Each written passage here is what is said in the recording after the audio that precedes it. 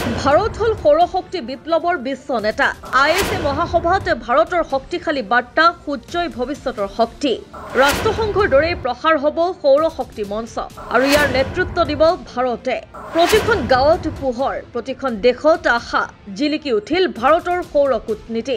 যেনে বিশ্বই জলবায়ু সংকট আৰু শক্তি সুৰক্ষাৰ দৈত্য প্ৰত্যাহ্বানৰ সৈতে যুঁজি আছে, তেনে সময়ত ভাৰতে পুনৰ এবাৰ নিজৰ নেতৃত্বৰ এক উজ্জ্বল নিদৰ্শন দাঙি ধৰিছে। নতুন দিল্লীত অনুষ্ঠিত আন্তঃৰাষ্ট্ৰীয় সৌৰ মিত্ৰজোঁটৰ ৮ম মহাসভাত ভাৰতে স্পষ্ট ইংগিত দিছে যে এই মঞ্চ এতিয়া ৰাষ্ট্ৰসংঘৰ দৰে বিশ্বব্যাপী প্ৰসাৰ থকা এক সংগঠন হোৱাৰ দিশে আগবাঢ়িছে। উল্লেখ্য যে ১২৫খন দেশৰ সদস্যতাৰে আজি ISA বিশ্বৰ সৰ্ববৃহৎ সৌৰশক্তি মঞ্চ হৈ পৰিছে। ভাৰতৰ শক্তি মন্ত্ৰী আৰু ISAৰ অধ্যক্ষ প্ৰহ্লাদ যোশীয়ে এই উপলক্ষে কয় যে কোনো দেশৰ সদস্য পদৰ ওপৰত কোনো বাধা নাই।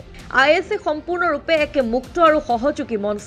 তেওঁৰ এই মন্তব্য তেতিয়া আহিছিল যেতিয়া তেওঁলোক ৰাছিয়াৰ সম্ভাৱ্য সদস্য পদক লৈ প্ৰশ্ন কৰা হৈছিল। ইয়াৰ ভিতৰত তেওঁ কয় যে আমাৰ ৰাছিয়াৰ সৈতে ঐতিহাসিক আৰু কৌশলগত সম্পৰ্ক আছে আৰু কোনো দেশ ISAত অন্তৰ্ভুক্ত হোৱাক লৈ আমাৰ কোনো আপত্তি নাই। আনহাতে ISAৰ সঞ্চালক প্ৰধান অশোক খান্নাইও এক ডাঙৰ মন্তব্য কৰে। তেওঁ কয় যে সংগঠনটোৱে ভৱিষ্যতে ৰাষ্ট্ৰসংঘৰ দৰে গাঁথনি গ্ৰহণ কৰিব পাৰে যাতে সৌৰ শক্তিৰ ক্ষেত্ৰত বিশ্বব্যাপী সহযোগিতা আৰু সিদ্ধান্ত গ্ৰহণ প্ৰক্ৰিয়া অধিক ফলপ্ৰসূ হ'ব পাৰে।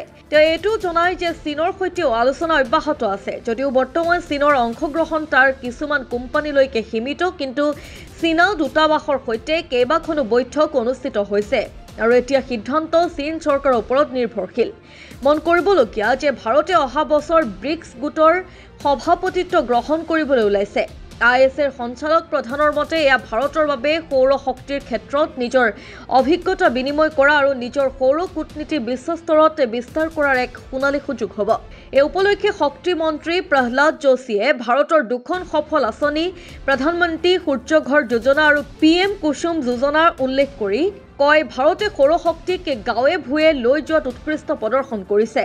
তেওঁ এইটো কয় যে ভাৰতে নিজৰ এই অভিজ্ঞতাসমূহ ISAৰ সদস্য দেশসমূহৰ সৈতে বিনিময় কৰিবলৈ সাজু, যাতে শক্তিৰ পৰা বঞ্চিত অঞ্চলসমূহতো পোহৰ উপনীত হ'ব পাৰে। ISAৰ সঞ্চালক প্ৰধানে উদাহৰণ দি কয় যে নাইজেৰিয়াত প্ৰায় 9 কোটি লোকে শক্তিৰ অভাৱত ভুগি আছে, য'ত ব্যক্তিগত খণ্ডই 10 লাখ মিনি গ্ৰিড স্থাপন কৰাৰ দিশত কাম কৰি আছে। তেওঁ লগতে কয় যে এতিয়া সময় হৈছে বিশ্বব্যাপী বৃহৎ পৰিসৰৰ আৰু বিকেন্দ্ৰীকৃত দুয়ো প্ৰকাৰৰ সৌৰ প্ৰকল্পৰ বাবে পুঁজি অধিক বৃদ্ধি কৰা। উল্লেখ্য যে আন্তঃৰাষ্ট্ৰীয় সৌৰ মিত্ৰজোঁটৰ আৰম্ভণি 2015 চনত ভাৰত আৰু ফ্ৰান্সে যৌথভাৱে COP21ৰ সময়ত কৰিছিল। ইয়াৰ উদ্দেশ্য হৈছে সৌৰ শক্তিত বিনিয়োগক উদগনি দিয়া, ব্যয় হ্ৰাস কৰা আৰু শক্তিত সকলোৰে বাবে সমান সুবিধা নিশ্চিত কৰা। আজি যেতিয়া বিশ্বই বহনক্ষম বিকাশ আৰু সেউজ শক্তিৰ পথেৰে আগবাঢ়িব বিচাৰিছে, তেতিয়া ভাৰত কেৱল এই পৰিৱৰ্তনৰ অংশই নহয়, বৰঞ্চ ইয়াৰ নেতা হিচাপে উদ্ভাসিত হৈছে।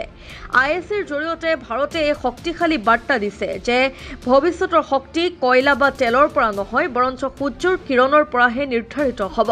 আৰু এই দিশত ভাৰতে এতিয়া বিশ্ব মঞ্চত নিজৰ সৌৰ শক্তিৰ উজ্জ্বলতাক আৰু অধিক প্ৰখৰ কৰি তুলিছে।